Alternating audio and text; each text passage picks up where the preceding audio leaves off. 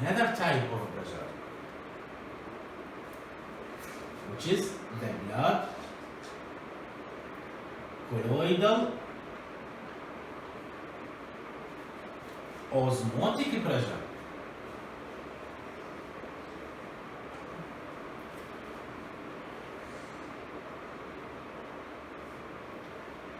Which is about 30 millimeter mercury.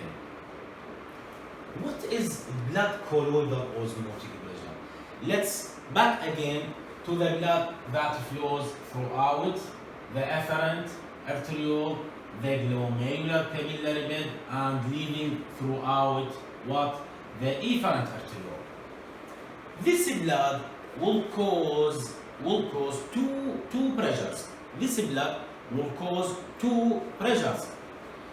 The first pressure is hydrostatic pressure, which is created due to what we have mentioned, due to pressure of the blood on the wall of glomerular capillaries. It is hydrostatic pressure. It promotes filtration. And there is another pressure. It is called osmotic pressure of blood of the glomerular capillaries. Osmotic or colloidal pressure. What is osmotic pressure? Please, my dear, recall and restudy the topic of transport throughout the cell membrane. We have spoken before about in previous lectures, past year, about what? About the transport throughout the cell membrane, and we have mentioned the osmosis. But let's recall the osmotic pressure. Osmotic pressure simply means any pressure that prevents the net movement of water towards what? Toward the fluid that contains solutes. If the two solutions are separated by semipermeable membrane. In this case, the semipermeable membrane is the glomerular capillary walls. And we have two fluids, the fluid inside Bowman capsule and the fluid inside the glomerular arterioles. So, because the proteins are not filtered, so the contents of blood inside the glomerular capillaries are larger than, of course, the protein concentration inside Bowman capsule, and there will be osmotic pressure that prevents like withdrawing the blood, prevents or opposes filtration of blood into the Bowman capsule. So we have three pressures. The first pressure, which is the only that promotes filtration, it is called glomerular blood hydrostatic pressure, which is about 55 millimeter mercury, and it is created by what? It is created by the force of the blood inside the glomerular capillaries against the walls. It promotes filtration of blood. And we have other two pressures that prevent or oppose filtration. The first one is the capsular hydrostatic pressure, which is created within the Bowman capsule fluid against the wall, and it's about 15 millimeter mercury, and it opposes filtration. The other last or the third pressure, which also opposes filtration, is the blood colloidal osmotic pressure.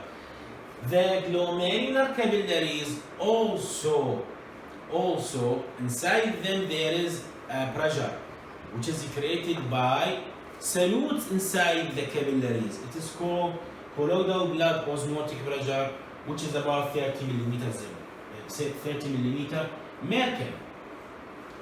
In fact, this pressure, when the blood enters to the glomerulus, is about 25 millimeter mercury. But as the blood leaves the glomerulus, we have said it will be more concentrated, more viscous. And here the pressure, the osmotic pressure of this blood, the leaving blood, is high. It is about 35 millimeter mercury.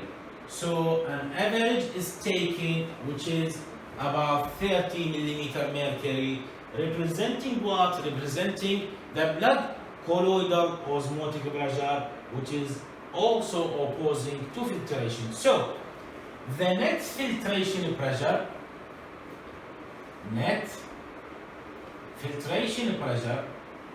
equals to glomerular blood hydrostatic pressure,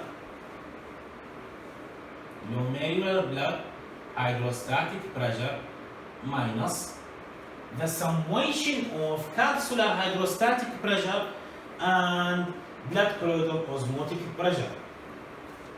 Capsular hydrostatic pressure plus the blood colloidal osmotic pressure, or BCOP.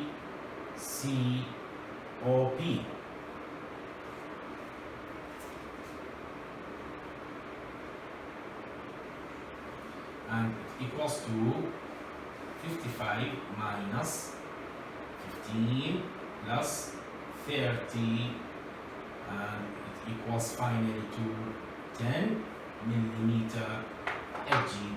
This is the net filtration pressure, which is about 10 millimeter mercury, the net filtration pressure, which will trigger or stimulate or promote filtration.